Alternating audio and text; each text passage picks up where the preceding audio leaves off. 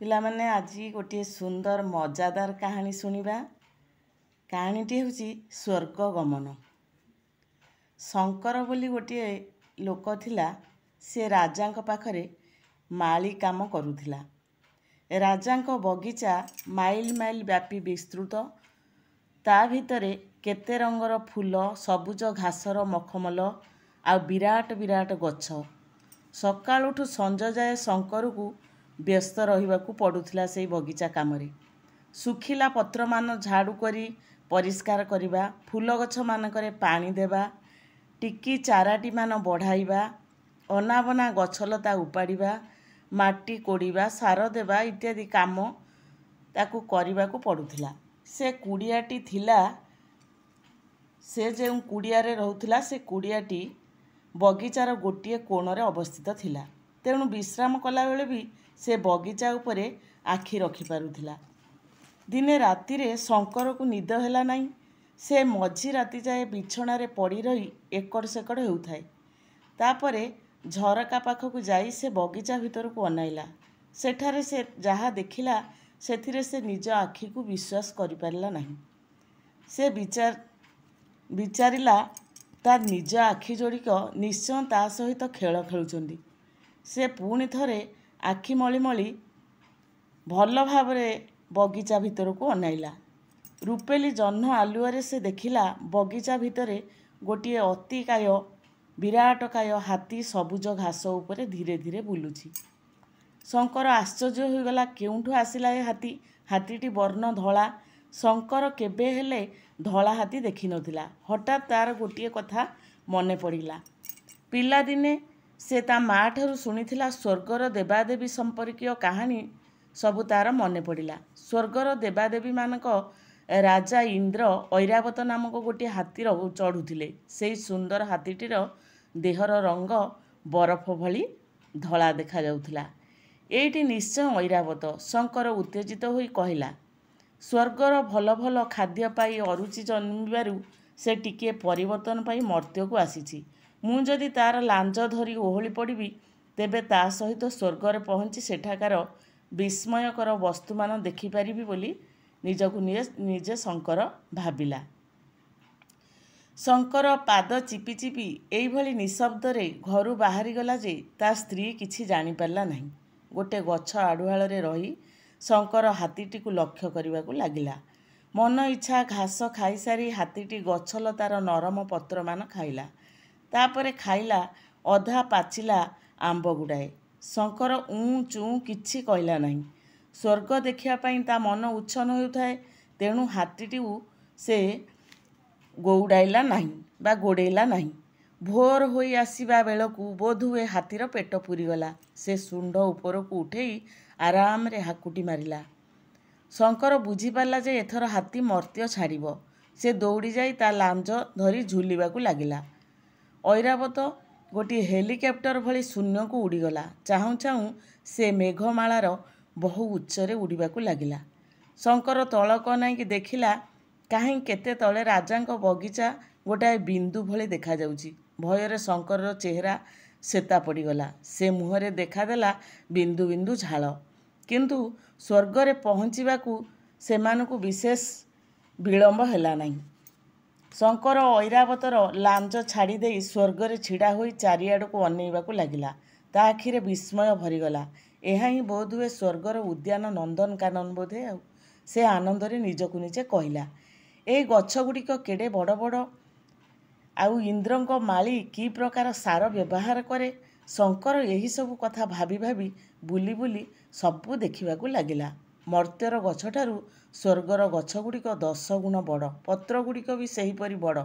ଫଳଗୁଡ଼ିକ ବି 10 ଗୁଣ ଅଧିକ ସୁସ୍ୱାଦୁ। ଫୁଲଗୁଡ଼ିକ 10 ଗୁଣ ଅଧିକ ସୁନ୍ଦର ଆଉ ରଙ୍ଗୀନ। ସେହି ରସାଳ ମଧୁର ଫଳଗୁଡ଼ିକର ସ୍ୱାଦ ଚାଖୁ ଚାଖୁ ସେହି ସୁନ୍ଦର ଫୁଲଗୁଡ଼ିକର ମହକ ଉପଭୋଗ କରୁ କରୁ ଶଙ୍କରର ସାରା ଦିନ ବିତିଗଲା। ସଞ୍ଜ ବେଳକୁ ତାର ମନେ ପଡ଼ିଲା ଯେ ତା ସ୍ତ୍ରୀ ଲକ୍ଷ୍ମୀ ନିଶ୍ଚୟ ତା ପାଇଁ ବ୍ୟସ୍ତ ହେଉଥିବ। ସ୍ୱର୍ଗରାଜ୍ୟର କିଛି ଗୋଟାଏ ଚିଜ ତା ପାଇଁ ଉପହାର ହିସାବରେ ନେଇଯିବା ଉଚିତ ବୋଲି ସେ ଚିନ୍ତା କଲା। ସେ ଗୋଟିଏ ଗୁଆ ସଂଗ୍ରହ କଲା। ସେ ଗୁଆଟି ଗୋଟିଏ ନଡ଼ିଆ ପରି ବଡ଼। ତାପରେ ସେ ପାନପତ୍ରଟିଏ ତୋଳିଲା। ସେଇଟା ଗୋଟିଏ କଦଳୀ ପତ୍ର ଭଳି ବଡ଼। ରାତି ଅଧକୁ ଐରାବତ ପୁଣି ଶୁଣ୍ଢ ଟେକି ନାଦ କଲା। ଶଙ୍କର ବୁଝିପାରିଲା ଯେ ଏଥର ହାତୀ ମର୍ତ୍ତ୍ୟକୁ ଯିବ। ସେ ଦୌଡ଼ି ଯାଇ ତା ଲାଞ୍ଜ ଧରି ଓହଳି ପଡ଼ିଲା। କେଇ ମିନିଟ୍ ଭିତରେ ସେ ଆସି ରାଜାଙ୍କ ବଗିଚା ଭିତରେ ପହଞ୍ଚିଗଲା। ହାତୀ ଲାଞ୍ଜ ଛାଡ଼ି ଶଙ୍କର ତା କୁଡ଼ିଆକୁ ଯାଇ ଦେଖିଲା ଯେ ତା ସ୍ତ୍ରୀ ମନ ଦୁଃଖରେ ବସିଛି। ଶଙ୍କରକୁ ଦେଖି ତା ମନ ଭଲ ହେଲା ଆଉ ଖୁସି ହେଲା, କିନ୍ତୁ ସେ ରାଗି ଯାଇ ପଚାରିଲା, କଥା କ'ଣ? କୁଆଡ଼େ ପଳେଇଥିଲ? ଶଙ୍କର ନରମ କଣ୍ଠରେ କହିଲା, ରାଗ ନାହିଁ, ଦେଖ ତୁମ ପାଇଁ ମୁଁ କ'ଣ ଆଣିଛି।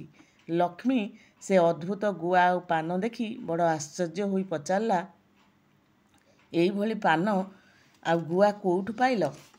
କେଉଁଠାରୁ ୟାକୁ ସଂଗ୍ରହ କରିଛ? ଶଙ୍କର କହିଲା, କେଉଁଠାରୁ ଆଉ ପାଇବି, ସ୍ୱର୍ଗରୁ। ଶଙ୍କର ସବୁ କଥା କହିଲା। ଲକ୍ଷ୍ମୀ ପ୍ରଥମେ ତାକୁ ବିଶ୍ୱାସ କରୁନଥିଲା, କିନ୍ତୁ ସେ ବିରାଟ ପାନ ଆଉ ଗୁଆ ଦେଖି ବିଶ୍ୱାସ ନ କରି ଉପାୟ ବା କ'ଣ? ଶଙ୍କର ତାକୁ ସତର୍କ କରିଦେଲା, ଏ କଥା ଅତ୍ୟନ୍ତ ଗୋପନ ରଖିବ। ଏ ଗୁଆଟି ଶେଷ ହେବାକୁ 7 ଦିନ ଲାଗିବ, କିନ୍ତୁ କାହାକୁ କିଛି କଦାପି କହିବ ନାହିଁ।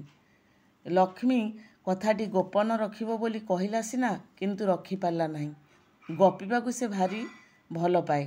ଆଉ ଥରେ ସ୍ୱର୍ଗକୁ ଯାଇ ଶଙ୍କର ଯେତେବେଳେ ଗୋଟିଏ ପ୍ରକାଣ୍ଡ ସୁସ୍ୱାଦୁ ଫଳ ଧରି ଫେରିଲା, ସେତେବେଳେ ସେ କଥା ପେଟରେ ରଖିବା ଲକ୍ଷ୍ମୀ ପକ୍ଷରେ ବଡ଼ କଷ୍ଟକର ହୋଇ ଉଠିଲା।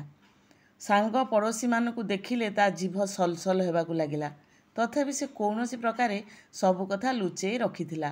କିନ୍ତୁ ଶଙ୍କର ତୃତୀୟ ଥର ପାଇଁ ସ୍ୱର୍ଗକୁ ଯାଇ ଯେଉଁଦିନ ଏକ ପ୍ରକାଣ୍ଡ ଫୁଲ ତୋଳି ନେଇ ଆସିଲା, ସେ ଫୁଲର ମହକରେ କୁଡ଼ିଆ ଉଛୁଳି ପଡ଼ିଲା। ସେଦିନ ଲକ୍ଷ୍ମୀ ନିଜକୁ ସଂଯତ କରି ରଖିପାରିଲା ନାହିଁ। ଚାରିଆଡ଼ ମହମହ ହୋଇ ବାସିଲା। ତା ଘରକୁ ବୁଲି ଆସିଥିବା ତାର ଜଣେ ସାଙ୍ଗ ପଚାରିଲା, ତୁମେ କି ପ୍ରକାର ଅତର ଲଗେଇଛ କି ଲକ୍ଷ୍ମୀ? ବାବାରେ ମହକ, କେଉଁଠାରୁ ଏ ଅତର ପାଇଲ? ଲକ୍ଷ୍ମୀ କହିଲା, ମୁଁ କୌଣସି ଅତର ଲଗାଇ ନାହିଁ। ଆମ ଘର ଭିତରେ ଗୋଟିଏ ଅଦ୍ଭୁତ ଫୁଲ ଅଛି। ଏହା ଦେଖି, ଏହା ସେଇ ଫୁଲର ମହକ। ସାଙ୍ଗ ଜଣଙ୍କ ଫୁଲଟି ବିଷୟରେ ନାନା ପ୍ରଶ୍ନ କଲା। ଲକ୍ଷ୍ମୀ ସବୁ କଥା କହି ପକାଇଲା।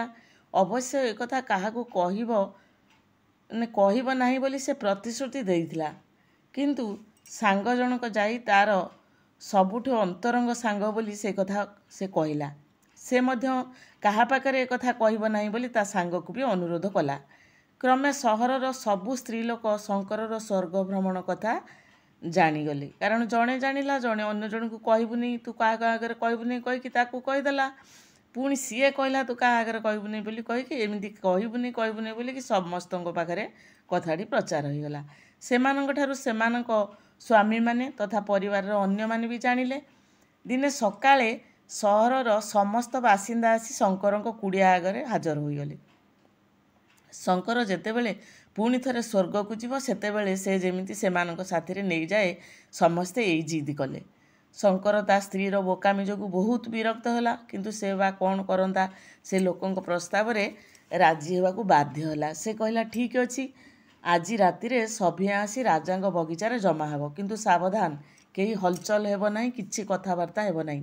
ସେ ରାତିରେ ରାଜାଙ୍କ ବଗିଚାରେ ଏକ ଅଦ୍ଭୁତ ଦୃଶ୍ୟ ଦେଖାଗଲା। ଗଛ ଅପେକ୍ଷା ମଣିଷ ଥିଲେ ସେଠାରେ ଅଧିକ। ଗଛମାନେ ତ ପବନରେ ଦୋହଲୁଥିଲେ, କିନ୍ତୁ ମଣିଷମାନେ ପୁରା ପାଷାଣ ପ୍ରତିମା ଭଳି ନୀରବ ନିଶ୍ଚଳ ହୋଇ ସେଠାରେ ଛିଡ଼ା ହୋଇଥିଲେ। ଯେତେବେଳେ ଐରାବତ ଅବତରଣ କଲା, ସେତେବେଳେ ବି କେହି ଉଁ ଚୁଁ କଲେ ନାହିଁ। ଭୋର ବେଳକୁ ହାତୀ ଯେମିତି ଆକାଶକୁ ଉଡ଼ିବାକୁ ଆରମ୍ଭ କରିଛି, ସେତିକିବେଳେ ଶଙ୍କର ସମସ୍ତଙ୍କୁ ଇଙ୍ଗିତରେ ଡାକି ନିଜେ ପ୍ରଥମେ ଯାଇ ହାତୀର ଲାଞ୍ଜ ଧରି ଓହଳି ପଡ଼ିଲା। ଲକ୍ଷ୍ମୀ ଯାଇ ଶଙ୍କରର ଗୋଡ଼ ଧରି ଝୁଲି ପଡ଼ିଲା। ତାର ସାଙ୍ଗ ତା ଗୋଡ଼ ଧରି ଝୁଲିଲା। ସାଙ୍ଗଟିର ସ୍ୱାମୀ ତା ଗୋଡ଼ ଧରି ଝୁଲିଲା। ଆଉ ଜଣେ ଲୋକ ତା ଗୋଡ଼ ଧରି ତା ପଛକୁ ଜଣେ ଜଣେ ଝୁଲି ଯେତେ ଜଣ ଆସିଥିଲେ ସ୍ୱର୍ଗ ଉପରକୁ ଯିବାକୁ, ସମସ୍ତେ ଧରାଧରି ହୋଇକି ଚାଲିଲେ। ସେ ତାର ସ୍ତ୍ରୀ ତା ଗୋଡ଼ ଧରି ଝୁଲିଲା। ଏହିପରି ଭାବରେ ସମସ୍ତେ ଝୁଲି ରହି ହାତୀ ସହିତ ଶୂନ୍ୟକୁ ଉଡ଼ିବାକୁ ଲାଗିଲେ। ସେମିତି ଝୁଲନ୍ତା ଅବସ୍ଥାରେ କିଛି ସମୟ ବିତିଗଲା। ଯେଉଁ ସ୍ତ୍ରୀ ଲୋକଟି ସବା ଶେଷରେ ଥିଲା, ସେ ଆଉ ତାର କୌତୂହଳ ସମ୍ଭାଳି ନ ପାରି ତା ସ୍ୱାମୀକୁ କହିଲା, ଲକ୍ଷ୍ମୀ କହୁଥିଲା ସ୍ୱର୍ଗର ଫୁଲ ଫଳମାନ ଖୁବ୍ ବଡ଼ ବଡ଼, କିନ୍ତୁ ଠିକ୍ କେତେ ବଡ଼ ତୁମେ ତୁମ ଉପରେ ଥିବା ଲୋକକୁ ଟିକେ ପଚାରନ୍ତନି? ପ୍ରଶ୍ନଟି ଜଣକ ମୁହଁରେ ଏମିତି ତଳୁ ଉପରକୁ ଧୀରେ ଧୀରେ ପ୍ରଶ୍ନଟି ପ୍ରଚାର ହେବାକୁ ଲାଗିଲା। ଇଏ ତାକୁ ପଚାରିଲା, ସିଏ ତାକୁ ପଚାରିଲା, ଏଇଭଳି କହିକି ଲକ୍ଷ୍ମୀ କାନରେ ଯେତେବେଳେ ପଡ଼ିଲା, ଲକ୍ଷ୍ମୀକି ଯେତେବେଳେ ସମସ୍ତେ ପଚାରିଲେ, ଲକ୍ଷ୍ମୀ ଶଙ୍କରକୁ କହିଲା, ତା ସ୍ୱାମୀକୁ କହିଲା, ଶୁଣୁଛ, ସ୍ୱର୍ଗର ଫଳ ମାନେ କେତେ ବଡ଼ ସେମାନେ ପଚାରୁଛନ୍ତି। ଆମେ ସ୍ୱର୍ଗରେ ପହଞ୍ଚିଲେ ସମସ୍ତେ ଦେଖିବା ନାହିଁ କି? ଶଙ୍କର ଏଇ ଉତ୍ତର ଦେଲା, ତମେ ବ୍ୟସ୍ତ ହେଉଛ କାହିଁକି? ଆମେ ତ ଆସିଲେଣି, ତେଣୁ ସ୍ୱର୍ଗରେ ପହଞ୍ଚିଲେ ସମସ୍ତେ ତା'ର ଫଳ ଫୁଲ ସବୁ ଦେଖିବ। କିନ୍ତୁ ଲକ୍ଷ୍ମୀ ଗୋଡ଼କୁ ଧରି ଓହଳିଥିବା ସ୍ତ୍ରୀ ଲୋକଟି ଲକ୍ଷ୍ମୀକୁ ବାରମ୍ବାର ସେ ପ୍ରଶ୍ନଟି ପଚାରିବାକୁ ଲାଗିଲା। ଲକ୍ଷ୍ମୀ ତା ସ୍ୱାମୀକୁ କହିଲା, ମୋ ସାଙ୍ଗର ଆଉ ଧୈର୍ଯ୍ୟ ନାହିଁ। ସ୍ୱର୍ଗର ଫୁଲ ଆଉ ଫଳର ଆକାର ତୁମେ ଥରେ କହିଦେବଟି? ଶଙ୍କର ବିରକ୍ତ ହୋଇ କହିଲା, ସ୍ୱର୍ଗର ଫଳ ସବୁ ମର୍ତ୍ତ୍ୟର ଫଳ ଅପେକ୍ଷା 10 ଗୁଣ ବଡ଼। ତୁମେ ତ ଦେଖିଛ ସେ ଗୁଆଟା ଥିଲା ଏତେ ବଡ଼। ଶଙ୍କର ଗୁଆର ଆକାର 2 ହାତରେ ଦେଖାଇ ଦେବାକୁ ଯାଇ ହାତୀର ଲାଞ୍ଜ ଛାଡ଼ିଦେଲା ଏବଂ ଶଙ୍କର ତାପରେ ସମସ୍ତେ ତଳକୁ ତଳ ଓହଳିଥିବା ସମସ୍ତେ ଦୁଲଦାଲ ପଡ଼ିଲେ। ଶଙ୍କର ତା ପାଦ ଧରିଥିବା ଲକ୍ଷ୍ମୀ, ତା ପାଦ ଧରିଥିବା ସ୍ତ୍ରୀ ଲୋକ, ତା ପାଦ ଧରିଥିବା ତା ସ୍ୱାମୀ, ତା ପାଦ ଧରିଥିବା ତା'ର ବନ୍ଧୁ, ତାପରେ ତା'ର ସ୍ତ୍ରୀ, ଏଇଭଳି ଶେଷ ସ୍ତ୍ରୀ ଲୋକଟି ପର୍ଯ୍ୟନ୍ତ ସମସ୍ତେ ଶୂନ୍ୟରୁ ଦୁଲଦାଲ ଖସିକି ପଡ଼ିଲେ। ପ୍ରଶ୍ନଟିର ପୁନରାବୃତ୍ତି କରିବା ପାଇଁ ଆଉ କେହି ଜୀବନରେ ନଥିଲେ। ତାହେଲେ ଏଇ କାହାଣୀଟି ଯେତିକି ମଜାଦାର ସେତିକି ମଧ୍ୟ ଶିକ୍ଷଣୀୟ। ଯେଉଁ କଥାଟି ଆମେ ଯେମିତି କହନ୍ତି ତୁଣ୍ଡ ବାଇଦ ସହସ୍ର କୋଶ, କାନ୍ଥର ବି କାନ ଅଛି, ଏମିତି ଆମର କେତେ ଲୋକ କଥା ରହିଛି ଗାଁ ଗହଳିରେ। ଏଇ ଢଗ ଢମାଳି ଗୁଡ଼ିକର ବହୁତ ତାତ୍ପର୍ଯ୍ୟ ରହିଛି, ତାର କହିବାର ବହୁତ ଯଥାର୍ଥତା ବି ରହିଛି। ତେଣୁ କେମିତି କଥାଟି କାହାକୁ କହିବୁନି ହେଇକି ପ୍ରଚାର ହେଇଗଲା, ସାରା ରାଜ୍ୟର ଲୋକ ଜାଣିଲେ ଏବଂ ଶେଷରେ ପରିଣତି ତାଙ୍କର ଏଇଭଳି ହେଲା। ପିଲାମାନେ କାହାଣୀଟି କେମିତି ଲାଗିଲା ନିଶ୍ଚୟ କମେଣ୍ଟ ମାଧ୍ୟମରେ ଜଣେଇବ। ରହିଲି ଆଜି ପାଇଁ, ଧନ୍ୟବାଦ ସମସ୍ତଙ୍କୁ।